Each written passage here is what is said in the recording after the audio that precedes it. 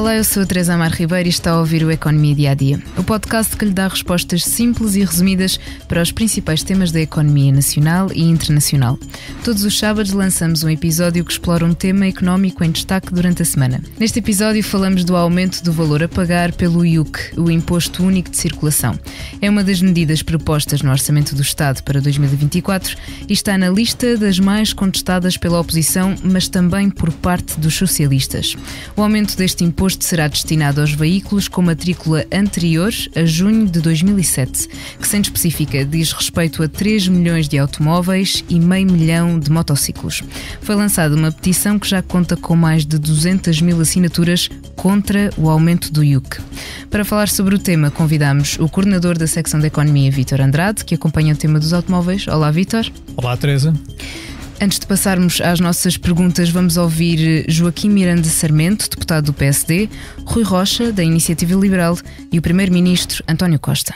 Veja-se o exemplo do IUC. Prometeu baixar as portagens e depois veio-se a descobrir que é à custa do aumento de mais um imposto. A minha pergunta é muito simples. Porque é que o senhor dá um pouquinho com uma mão e tira tanto com outra? É uma medida de crueldade fiscal. Estamos num momento em que as pessoas não conseguem olhar para o frigorífico e perceber que não vão renovar o estoque do frigorífico. E o senhor ministro Fernando Medina quer renovar a frota. O senhor vai ou não recuar nesta matéria? Fazer política implica fazer escolhas. Tem de escolher. Prefere mais 25 euros de IUC ou menos 874 euros de IRS? A minha escolha é muito simples. Já visitou hoje o BPI Expresso Imobiliário? Agora pode calcular o valor da sua propriedade e guardar a documentação da sua casa e do recheio numa nova área pessoal única no mercado. E ainda ficar a saber quanto pode pagar por uma casa, localizá-la com uma pesquisa por polígonos e conhecer as soluções de crédito habitação BPI. bpiexpressoimobiliario.pt. Quem compra e quem vende na mesma página. Vítor, comecemos por perceber qual é o objetivo desta medida e porque é que está a gerar esta grande onda de contestação que também conseguimos ouvir no som inicial. Bem, o objetivo desta medida, na minha opinião, até é nobre. Tem a ver com a facilitação não, quase a obrigação, entre aspas, da famosa transição energética, que é deixarmos de usar carros que são muito poluentes para carros menos poluentes, nomeadamente para os elétricos, que é o que agora o Governo também pretende incentivar, até porque vai haver subsídios também à compra dos carros elétricos. Isto está a dar muita polémica, porquê? Porque de facto é uma taxação nova que aparece para acrescentar aquela que já existe e que, de acordo com algumas estimativas já feitas por alguns analistas e fiscalistas, pode vir a ter um impacto muito significativo nomeadamente sobre as pessoas mais desfavorecidas, e até se fala no segmento dos reformados, que são pessoas que têm menos rendimentos e que também têm carros antigos porque não podem ter outros carros mais novos e que de facto agora vão levar com este aumento em cima, que apesar de se saber que vai ser de um máximo de 25 euros no ano que vem já, pode ter algum impacto no poder de compra dessas pessoas com menos rendimentos. De facto, é evidente que para pessoas mais ricas ou da classe média, se calhar não faz muita diferença, mas para quem ganha menos e para quem tem carro antigo, que é anterior a 2007, já anterior a 2007, junho de 2007. Exatamente. Portanto, essas pessoas vão sentir de facto este imposto mais na sua carteira, sem dúvida, e aí há uma certa injustiça porque parece que é um imposto um pouco cego, não olha de facto à diferenciação que há entre as várias classes sociais que têm carros antigos, porque há muita gente que tem carros antigos em Portugal. Falavas do travão que impõe um teto de 25 euros a pagar a mais por ano. Como é que vai ser aplicada, Vítor? Qual é que é esta duração? Olha, é assim, o que, de acordo com as fontes que nós consultámos e que nos deram alguma informação do lado das finanças, do Ministério das Finanças, dá a ideia de que isto é para ficar, ou seja, de que este aumento, este teto máximo de 25 euros por ano, que se vai manter ao longo dos anos, ou seja, que não vai ser só para 2024, vai continuar para os anos seguintes. Agora, lá está, isto de ano para ano, cada vez que há a aprovação do Orçamento do Estado pode haver aqui alterações legislativas que impliquem mudanças também nesta matéria, não se sabe, mas para já a informação que temos é que este limite dos 25 euros por ano se vai manter precisamente para lá de 2024, o que a acumular de ano para ano, vai ter algum impacto. A ideia é 25 no próximo ano, mais 25 no seguinte. Exato. A questão aqui, Vítor, é que mesmo com o travão dos 25 euros, podemos estar a falar de aumentos na ordem dos 400% ou 500%. Eu tenho aqui o artigo que escreveste com o Helder Martins à minha frente, e se me permites vou dar este exemplo de Afonso Arnaldo, que é sócio da consultora Deloitte. Disse-vos que um automóvel a gasolina de 900 centímetros cúbicos matriculado em 2005, ou seja, lá está, antes de 2007, exatamente. E com emissões de 113 gramas de CO2 por quilómetro, estes são os vários parâmetros que entram na conta para chegar ao valor do IUC. Em 2023 pagou de IUC 19,34 €. Em 2024 acrescentam-se os tais 25 euros e irá pagar 44,34 €. E em 2027 já chegará ao valor máximo de 96,92 €. Ou seja, com este aumento do IUC passou de pagar cerca de 20 euros para pagar quase 97 euros. É nestes anos todos que estás a dizer. Atenção, exatamente. Não é um salto desses de um ano para o outro. Exato, até 2027 e se não tivermos claro, as tais alterações. Lá está, isto demonstra bem aquela disparidade que estávamos a falar há pouco. Ou seja, há aqui uma certa injustiça fiscal no meio disto tudo, porque não se compreende bem como é que um carro que pagava só, como tu dizias, e bem, nós escrevemos isto, 19 euros, de repente passa ali para um valor exorbitante. Não é suportável por certas classes, isto não é mesmo. Estou a pensar nomeadamente nos reformados, que ganham pouco, muitos deles, nos que têm as pensões mais baixas e que têm carros antigos. E porquê é que uma pessoa tem carros antigos? Porque não pode ter carros novos, não tem posses para ter um carro novo, como é óbvio. E estamos a falar de 3 milhões de pessoas em Portugal. Não é propriamente uma percentagem muito reduzida da população, não, é mesmo muita gente, é a maioria, aliás, é a maioria dos carros que existem em circulação, se calhar esta é a maioria até. À volta de não chega bem a 6 milhões, portanto 3 milhões é quase metade, anda ali pela metade. E portanto abrange muita gente que de facto não pode fazer frente facilmente a estes aumentos díspares que são completamente injustos do ponto de vista fiscal. Sendo que, e volto a afirmar aquilo que já disse no início, a medida tem por base um propósito que é nobre, que é incentivar a transição energética para os carros menos poluentes, etc. Porquê? Porque é que estamos aqui a falar que vai ser taxado? É precisamente o nível de emissões, porque antigamente, nos carros antigos, passa a redundância, era taxado em função da cilindrada. Este IUC era aplicado em função da cilindrada. A partir de agora vão ter que pagar também, para além da cilindrada, em função das emissões poluentes que fazem. E isso sim é que vai provocar este agravamento mais acentuado que nós estamos aqui a falar. Vítor, mas não podemos olhar para isto pelo outro lado da moeda, ou seja, ser esta uma medida para equilibrar todos os veículos no mesmo patamar, sendo que os veículos mais novos pagam um valor muito superior de IUC?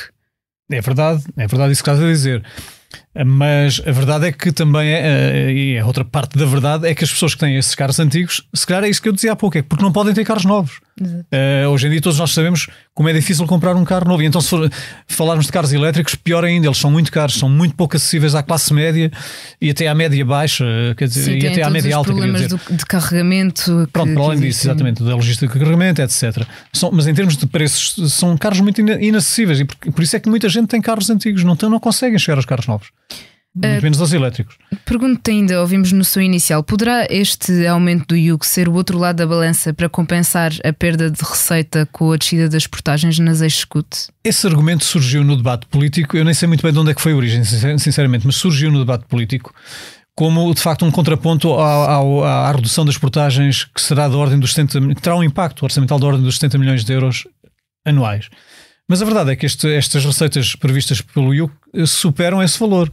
Portanto, eu acho que ou seja, não há aqui não parece que seja aqui uma equiparação entre uma coisa e outra. Não podemos comparar diretamente. Não há.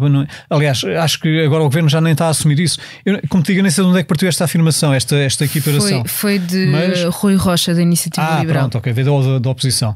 Porque o Governo nem sequer assume isso. Agora, que é um facto que há uma perda de receita fiscal nas portagens de 70 milhões de euros, e que há um aumento de receita fiscal no IUC, sim, um aumento de, eu tenho aqui o número, agora não me recordo, que é 84 milhões, já em 2024, numa receita total de 98 milhões. Portanto, há aqui não é uma equiparação total, mas é verdade que pode-se dizer que uma coisa compensa a outra no bolo geral do orçamento. Uhum. Sim, pode-se dizer isso. Mas o Governo não assume que tenha sido feito para para compensar diretamente aquela necessidade. Temos ainda dentro do tema, Vítor, um incentivo ao abate dos carros que são exatamente anteriores a 2007. Como é que ele vai funcionar? Os pormenores ainda não foram divulgados pelo Governo também. Houve essa iniciativa no Orçamento de Estado, na proposta do Governo do Orçamento de Estado, de dizer que de facto vamos voltar a ter incentivos ao abate, que já não havia há muitos anos em Portugal. E a última vez que houve, eu recordo-me que houve de facto muita gente a aderir a isso, porque há muitas pessoas que têm um carro velho, que não sabem o que é que vão fazer com ele e que não têm dinheiro para comprar um novo, mas se tiverem ali um incentivo, que pode ser 3.000 euros, não se sabe bem, o Governo ainda não definiu isso.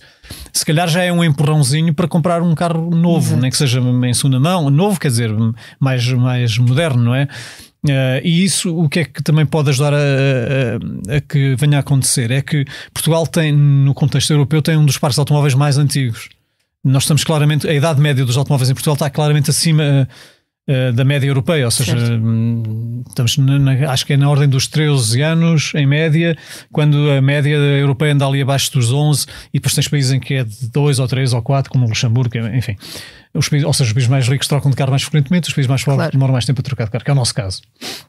E isso também, a questão do incentivo ao abate, pode ser, além de ser um incentivo à transição energética também, porque as pessoas podem considerar que com o incentivo ao abate, mais o incentivo que há à compra de carro elétrico, e que já o ano passado houve e vai continuar a haver, ainda não se sabe temos por nós para este ano que vem, mas este ano era da ordem dos 4.000 euros para os primeiros que se pudessem candidatar, porque aquilo é uma verba de 5 milhões que esgota a partir de um certo momento, portanto, é para os primeiros que cheguem, nomeadamente é assim que funciona. Mas portanto, tudo isso junto, tudo isso somado, se calhar é um bom incentivo, dá pelo menos para as pessoas começarem a fazer contas, a ver se compensa já irem para aquele tipo de mobilidade elétrica ou híbrida. Sim, mas, e também tem a opção do passe de transportes, a decidirem não comprar um novo carro, mas optarem pelos transportes também públicos. É um bom incentivo à mobilidade menos, não é que seja menos poluente, mas deixarem de lado aqueles carros que mais poluem. Agora, vamos ver como é que na prática isto vai funcionar, porque uma coisa nós estamos aqui a falar teoricamente que isto é o que o Governo defende e que é muito bonito estar aqui a apoiar a mudança da transição energética, etc, para os carros menos poluentes, mas lá está, isto bate tudo na mesma questão de que falamos desde o início, que é o rendimento das pessoas. E aí não há nada a fazer. Que se calhar não era esta a melhor altura para uma medida em prol do ambiente? Eu diria que, tendo em conta o contexto económico em que nós todos estamos a viver, com a inflação alta, os salários que não sobem, etc, se calhar não é propriamente a altura mais adequada. Mas a verdade é que isto vai ter que acontecer mais tarde ou mais cedo. Nós temos que interiorizar isto também. Mas como eu estava a dizer, a questão do rendimento das pessoas não permite fazer certas opções. Não permite mesmo. Portanto, nós, em geral, os portugueses ganham pouco, somos mal pagos. E, portanto, temos que viver de acordo com as nossas possibilidades e não de acordo com aquelas que idealicamente seriam as melhores. Não é assim. E há coisas que se calhar vamos adiante, como a compra de um novo carro, se o que temos ainda funciona. Exatamente. Vítor, muito obrigada.